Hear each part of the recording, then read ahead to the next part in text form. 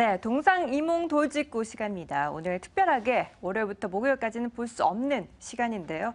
일단 코스피 시장뿐만 아니라 코스닥도 단연 강세를 시현하면서 연중 최고치를 새로 썼습니다. 그 안에서 제약 바이오주의 강세가 두드러지고 있는데 조정에서도 잘 버텨주면서 계속 올라오고 있습니다. 과연 이런 흐름이 계속 이어질지 함께 확인을 해보도록 하겠습니다. IBK 투자증권 판교스닥 라운지의 정경민 팀장, 김종효 위원과 함께합니다. 안녕하십니까? 네, 안녕하세요. 네, 금요일 이 시간 기다리신 분들이 참 많습니다. 일단 FOMC라는 불확실성이 해소가 되면서 양시장 모두 분위기가 확 좋아졌습니다. 그 안에서 단연 코스닥을 빼놓을 수가 없고 제약 바이오주들의 주도주 행진이 이어지고 있는데, 그런데 버블 논란도 일고 있는 상황에서 만약에 실적이 바탕이 된다면 추가 상승 의심할 여지는 없겠죠?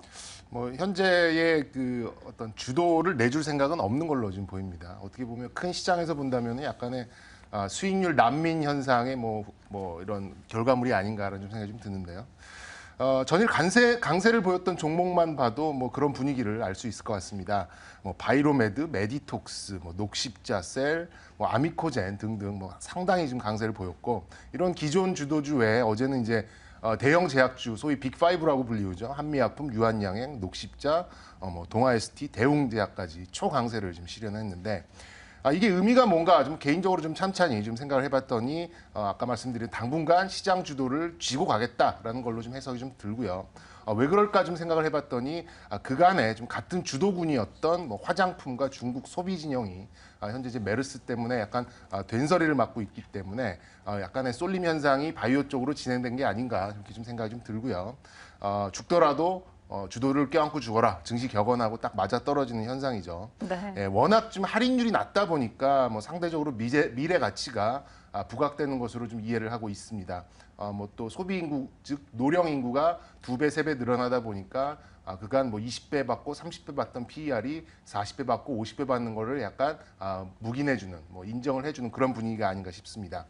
앞으로의 문제는 즉 앞으로의 포인트는 미국의 금리 인상과 함께 더 이상 할인율이 하락하지 않는다는 전제가 깔리고 난 후까지 이런 강세가 이어질 수 있을지에 대한 의문이 있고, 또한 언제까지 영업이익 순이익 하나 없는 상태에서 시장에서 이런 주가를 용인을 해주느냐, 이게 좀 포인트가 될 것 같습니다. 이 모든 게 저는 한미약품의 라이센스 아웃이 가져다 둔 일종의 선물이 아닌가라는 생각이 좀 드는데요. 과연 어느 정도의 기간이 소요되어야 실질적으로 이런 실적이 가시화될 것인가, 이게 상당히 좀 중요한 부분이라고 보고, 따라서 개인적으로는 대형사를 선호할 수밖에 없는데, 그 이유가 거기에 대한 시간을 벌 수 있는 실적이 유지되고 있는 그 부분이 중요한 포인트라 이렇게 좀 생각이 듭니다. 네. 최근에 그 팀장님께서는 약 많이 사다 드시나요? 아주 뭐 보시다시피 이렇게 약이 필요한 사람은 아닙니다. 다이어트 약 사드신 것 같은데요. 최근에 많이 살이 빠지신 것 같아요. 그 얘기를 뭐 어떻게 받아들여야 될지 잘 모르겠습니다. 어쨌든 제 기준에서 보면 우리나라가 이제 노령화되면서 약 소비가 늘어나는 것 맞고요. 네. 그다음에 선진국 같은 경우에도 가장 먼저 필요했던 게 뭡니까? 선진국은 내수 위주의 시장이기 때문에 경기를 살리기 위해서 소비를 살려야 되거든요.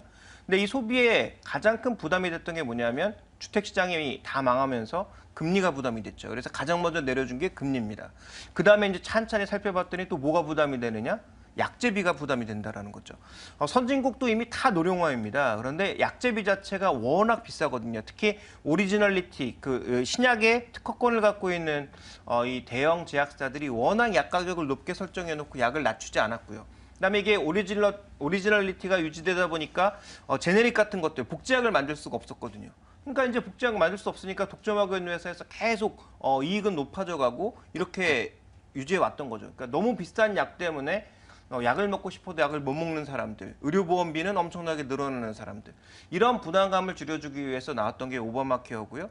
그다음에 지금 현재 이 신약들의 오리지널리티가 끝나다 보니까 이와 관련돼서 이제 복제약들이 마구마구 만들어지는 거죠. 그러니까 산업이 커지는 여러 가지 시나리오들이 겹쳐지고 거기에 한미약품이 미국의 수출에 성공했다라는 그 스토리까지 더해지면서 이제 국내 관련 종목군들은 모조리 하나로 다 몰고 가는 거죠. 그래서 이런 분위기가 연출되었다라고 볼 수가 있는데요.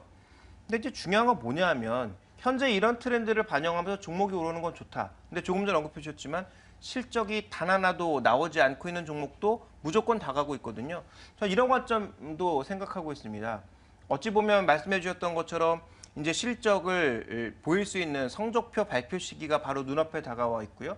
그럼 그동안 여기저기 다니면서 허언증으로 다 이게 쌓아놨던 그런 버블들이 한꺼번에 꺼질 수도 있다라는 그런 부담감이 있죠. 그럼 어떻게 해야 됩니까? 마지막 불꽃을 피워야 되거든요. 근데 마지막 불꽃이 가장 화려하고 또 가장 셀 수 있거든요. 그러니까 지금 거의 드라마의 막판을 앞두고 마지막 정말 그 부스트를 엄청나게 하고 있다 이렇게 좀 봐야 될 것 같습니다. 그래서 지금 현재 나타나고 있는 제약주의 랠리는 뭐 기관이 사든 외국인이 사든 상관없이 어떻게 보면 화려하게 피우는 마지막 불꽃일 가능성도 배제할 수 없기 때문에 분명히 산업의 트렌드와 전체적인 흐름은 맞아 보이나 개별 종목 위주로 봤을 땐 조심해 볼 필요가 있다. 이렇게 좀 생각하고 있습니다. 그럼 그 기대감을 실적이 채워주지 못할 거라고 예상을 하시는 건가요? 당연히 못 채우죠. 지금 한미약품을 제외하고 눈에 가시화되어 있는 수출 실적을 내고 있는 회사가 누가 있습니까? 셀트리온, 램시마 기대만 하고 있는 거지 지금 당장 나오고 있는 거 아니거든요. 그래서 이런 부분들에 대한 부담감은 분명히 2분기 실적에서 반영될 수밖에 없다라고 보고 있고요. 다만 현재 지금 시장에서 나타나고 있는 이 수급 분위기는 그렇게 쉽게 끝나지는 않을 것 같습니다. 네, 어쨌든 중요한 부분을 확인을 해봤습니다. 실적이 바탕이 돼야 되는데 비어있는 상황이고 그런데 대장주라고 할 수 있는 셀트리온은 계속해서 우상향하고 있습니다. 램시마라는 이 모멘텀 언제까지 갖고 갈 수 있을까요? 네, 김종현 의원, 제가 아는 김종현 의원에게 기대할 수 있는 답을 방금 해주셨는데 저도 이제 비슷한 그런 관점입니다. 상당히 좀 잘 됐으면 좋겠어요. 이게 이제 더 이상 혼자만의 그런 주식이 아니라 어떻게 네. 보면 바이오의 대장주고 코스닥의 대장주기 때문에 여기에서 흠집이 날 경우에는 시장에 좀 충격을 줄 수가 있고 또한 방송을 통해서 말씀드립니다만 전국에 지금 수만 명의 강성주주들이 있기 때문에 여기서 속된 말로 비난을 한다던가 뭐 속된 말로 깐다던가 이러면은 좀 상당히 조금 조심스럽게 좀 접근을 해야 될 것 같은데 결론적으로 조금 더 신뢰를 쌓아줘야 된다. 저는 이렇게 좀 보고 있습니다. 아직까지는 의문투성이가 되는 그런 종목인데요. 개인적으로는 좋게 말하자면 좀 선호도가 조금 떨어지는 편이고 좀 돌직구로 말하자면 별로 투자하고 싶지는 않은 그런 종목입니다. 먼저 이 기업은 태생적으로 상환 우선주와 기술 부분의 라이센스, 현물 출자로 일어난 그런 기업이기 때문에 조금 이채롭다고 볼 수 있겠습니다. 게다가 이제 동사는 아직까지 매출이나 이익 부분에서는 자회사도 아닌 관계사들로 지금 그 뺑뺑이가 이루어졌다고 볼 수가 있는 그런 부분이 있기 때문에 신뢰성의 부분에서 상당한 흠집이 좀 나 있는데요. 조금 자세히 보자면 셀트리온이 셀트리온 제약으로 매출을 일으키고 또 실적을 잡고 셀트리온 제약은 셀트리온 헬스케어로 같은 작업을 하고 있고요. 셀트리온 헬스케어는 해외에 있는 셀트리온 헝가리에 그 부분을 넘겨놓은 것이 제가 아는 그 재무제표에서 좀 드러나 있거든요. 그리고 결정적으로 보통 일반적으로는 관계사는 한 회계법인이 회계 감사를 받게 되는데 동사 같은 경우에는 어떤 이유인지 몰라도 제각각 관계사가 다 다른 회계법인이 회계 감사를 하고 있습니다. 그렇게 본다 그러면 좀 고개가 갸웃거리게 되는 거고요. 램시마가 북미 시장에 진출하고 그 매출의 신뢰성이 관계사가 아닌 실질적인 매출이 나올 때까지는 좀 개인적으로는 순수하게 받아들이긴 좀 어렵다라고 좀 생각이 들고 좀 무거운 말씀을 드리자면 조금 좀 비난을 감수하고 이런 말씀 좀 드려야 될 것 같습니다. 네. 제가 아는 김종현 의원도 아마 같은 생각이시지 않을까 생각이 드는데 어떨지. 네, 결론은 같은데 이제 저는 그 가는 과정에서 약간 한 가지만 더 부가드리자면 셀트리온을 우리가 좀 주목하고 있는 건 램시마 그리고 그 뒤에 다닥다닥 신약들이 파이프라인이 엄청나게 갖춰져 있다라는 거죠. 그러니까 지금 아까 말씀드렸던 그 트렌드 지금 현재 구간에서 바이오시밀러를 요구할 수밖에 없는 그 트렌드에 너무 더 적극적으로 부합하는 기업이다. 그것만 보면 앞으로도 가능성 보고 지금 당장 실적 안 나오고 그다음에 뭐 셀트리온 제약의 실적을 넘기는 그런 도덕성 해이가 있다고 하더라도 주목해 볼 만한 기업이면 맞죠. 어떻게 보면 해외 쪽에 진출은 셀트리온이 더 먼저일 수도 있거든요. 왜냐하면 지금 호스피라라고 하는 글로벌 유통사를 통해서 더 유통을 잘할 수가 있으니까요. 그래서 그 부분 좋은데 문제는 뭐냐면 셀트리온만 지금 그거 하고 있는 거 아니거든요. 그러니까 지금 램시마 하나를 미국의 허가를 얻기 위해서 지금 몇 년째 대기를 하고 있는데 이게 터진다고 지금 기다리고 있는 겁니다. 그런데 네. 지금 램시마 하나만 놓고도 그 레미케이드라고 하는 그 오리지널 신약에 경쟁하고 있는 회사들이 전부 글로벌 제약사들, 시총이 몇십 조가 넘는 몇백 조가 되는 그런 제약사들이 전부 이 사업에 뛰어들고 있고요. 그다음에 그 다음 약으로 준비되고 있는 뭐 허스텝틴, 허주마 이런 것들의 모든 제약사들이 다 뛰어들고 있다라는 거죠. 그러면 셀트리온이 지금까지 기껏해야 자기 자회사들한테 실적 떠넘겨서 실적을 와왔던 이 회사가 물론 글로벌 호스피라라고 하는 아주 좋은 유통사를 잡았지만 이런 그 로슈라든지 뭐 이런 회사들과 계속 경쟁해서 앞으로도 좋은 결과를 낼 수 있느냐에 대해서는 저는 확신할 수 없다라는 거죠. 또 하나, 최근에 기업 그리고 이 특허, 오리지널리티 이런 쪽에 굉장히 민감해지고 있는 글로벌 트렌드를 놓고 보게 되면 분명히 셀트리온이 먼저 개발해서 유럽에 런칭하려고 할 때도 규제를 걸 가능성이 있다라는 거죠. 임상실험 우리 내에서 조금 더 해봐야 되겠다. 1년만 기다려. 근데 그 1년 안에 다른 업체들이 똑같은 거 개발해서 언제든지 튀어나올 수 있다라는 거죠.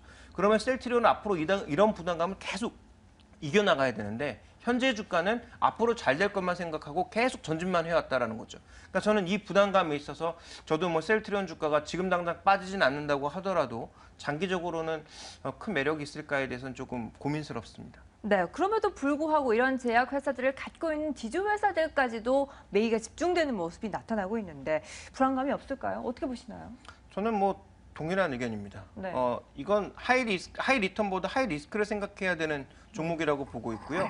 그나마 셀트리온하고 한미약품은 앞으로 기대 실적이라도 있는데 이런 지주사들이 과연 기대 실적이 있느냐?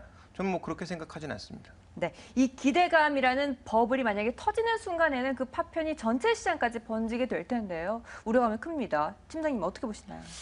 지금 시장은 뭐 신약 부분에 뭐 성장성, 그러니까 뭐 매출로 연결되는 한미약품을 통해서, 그러니까 이제 제2의 한미약품을 기다리는 그런 이제 기대감이 시장에 녹아 있다고 보시면 될 것 같아요. 따라서 좀 대형 제약사는 물론이거니와 좀 중소형, 중견 제약사들도 그런 성장성, 현재는 돈이 안 되지만 앞으로 돈이 될 수도 있는 파이프라인들을 자체적으로 키우거나 안 되면 자회사를 동원하거나 안 되면 또 그러니까 지분 인수를 통해서 그런 성장성의 갈증을 푸는 그런 이제 과정 중에 시장이 화답을 해서 주가가 이렇게 좀 폭발을 하는 그런 이제 과정이 있는데 이제부터는 개인의 시각차라는 생각이 좀 듭니다. 뭐 선호의 차이가 좀 갈리는 부분인데 사실 어차피 다 똑같은 기대감이기 때문에 아이러니하게도 지금 숫자가 딱딱 찍히는 그런 기업들보다는 말 그대로 지금 적자고 앞으로 얼마 벌지도 모르는 그런 기업들의 수익률이 더 올라갈 수도 있는 그런 상황이기 때문에 이거 이제 개인차라고 좀 볼 수가 있고요. 굳이 이제 제 색깔을 나타내자면 저는 그 시간을 벌 수 있는 대형사를 좀 선호한다. 이렇게 좀 조언을 드리겠습니다. 네, 알겠습니다. 그렇다면 이 시장 버블 논란이 있는데도 불구하고 버틸 만한 종목 있으면 하나 꼽아주시죠. 제가 한 4주 전에 한번 언급을 드렸던 그런 종목입니다. 동아 네네. ST 다시 한번 좀 언급을 드리고 싶은데요. 빅5 중에 하나 들어가는 대형 제약사입니다. 주가 상승률이 그나마 좀 가장 적었고요. 또 그만큼이나 밸류에이션 매력이 타 대형사 대비 높다. 약간 초등학생 같은 그런 발상이지만 의외로 이 부분이 좀 부각이 될 수도 있다라는 생각이 좀 들고 있습니다. 먼저 기술적으로 먼저 접근을 해보겠습니다. 5월 초에 11만 원대에서 16만 원대까지 거의 급상승을 보였고요. 6월 들어서는 기관의 포트폴리오 조절과 또 차익 실현 매물이 나오면서 13만 원대까지 하락을 한 후에 어제 시장에서 급상승을 보였죠. 그 기간 동안 외인들은 차곡차곡 매수를 해서 비중을 좀 늘려놨고요. 기관들도 투신 쪽에서부터 다시 매수로 전환되면서 강세가 시현되고 단기 이평선들을 한 방에 좀 뚫어내는 모습을 보였습니다. 현재 증권사 제약 애널리스트들의 업종 내 최선호 종목 빈도수가 가장 높고 모두 목표가는 18만 원 이상에서 형성된 점도 메이저 주체들에게는 좀 어필이 될 수 있다라는 생각을 가지고 있습니다. 가장 중요한 성장성 부분에서는 이제 메디포스트의 카티스템 독점 판매권을 비롯해서 또 뭐 당뇨 치료제가 지금 현재 국내 그 신약 허가 신청 중에 있고요. 이 성장성의 끝판왕은 현재 한 3조 정도 시가총액 3조 정도 되고 있는 바이로메드의 파이프라인을 능가할 것이라는 신약 물질이 삼상의 지금 준비 단계에 있습니다. 때문에 뭐 성장성 부분은 뭐 여타 다른 제약사에 밀리지 않을 것은 물론 일부분은 좀 우월한 부분도 있는 것 같고요. 글쎄 뭐 그렇습니다. 미래에 뭐 벌지 안 벌지 이런 것들은 일단 뭐 배제하고 제가 아까 대형사들은 시간을 벌 수 있다라는 말씀을 좀 드렸는데 현재 상황에서도 영업이익 500억과 순이익 300억 이상의 실적만 가지고도 현재 1조 남짓한 뭐 그런 시가총액은 여타 대형 제약사와 비교할 경우 낮은 밸류에이션을 보인다. 다시 한번 좀 강조를 드리고 싶고요. 조정을 받은 만큼 매물에 대한 압력이 상당 부분 해소가 됐습니다. 지금 현재 매수가 무난하고 상당히 높은 곳을 보고 있지만 1차로는 목표가를 한 16만 원, 2차적으로는 한 18만 원 정도로 제시를 해드리겠습니다. 네, 동아 ST 1차 목표가는 16만 원, 2차는 18만 원까지 제시를 해주셨는데요. 동의하시나요, 이 의견에? 네, 뭐 저도 동아ST에 대해서는 그나마 한미약품의 뒤를 쫓아갈 수 있는 종목 중에 하나다. 그리고 글락소스미스클라인과 계속 연계를 가져가고 있는 상황이기 때문에 뭐 글로벌 유통망에서도 큰 문제는 없을 거다라고 보고 있고요. 네. 다만 저는 뭐 신규 추천할 만한 종목은 지금은 좀 이제 늦지 않았나라고 보고 있는 상황이라서 뭐 신규 추천주는 없고, 다만 대응은 이제 조금 전에 말씀해 주셨던 대로 뭐 한미약품이 됐든 동아ST가 됐든 녹십자가 되었든 뭐 종군당이 되었든 이런 종목군들로 하는 게 좋다. 다만 한 가지 말씀드리자면 내일인가요? 아마 다음 주로 제가 알고 있는데 경보제약이라고 하는 종군당의 원료제약사가 신규 상장을 하는 걸로 알고 있거든요. 만약에 이제 그 종목이 초반 너무 랠리를 달리지 않는다면 뭐 그 종목에 대해서 뭐 단기적으로 좀 관심이 필요하지 않을까 정도 보고 있습니다. 네, 알겠습니다. 제약바이오 중에서도 대장주 중심으로 관심을 갖자라는 의견에는 두 분 모두 동의한 것으로 확인을 했습니다.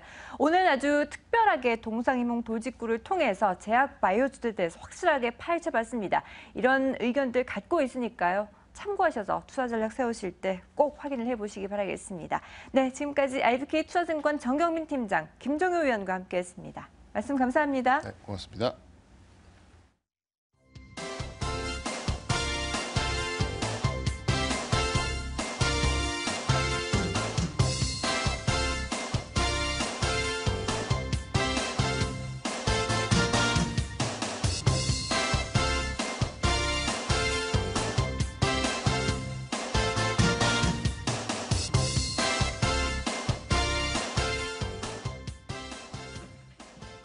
네, 굿모닝 마켓워치 1부 마무리할 시간입니다. 시장 분위기가 확 달라졌습니다. 그런 시장에 어떻게 또 올라타야 좋을지 함께 고민해 보도록 하겠습니다. 저는 잠시 후 2부에서 뵙겠습니다.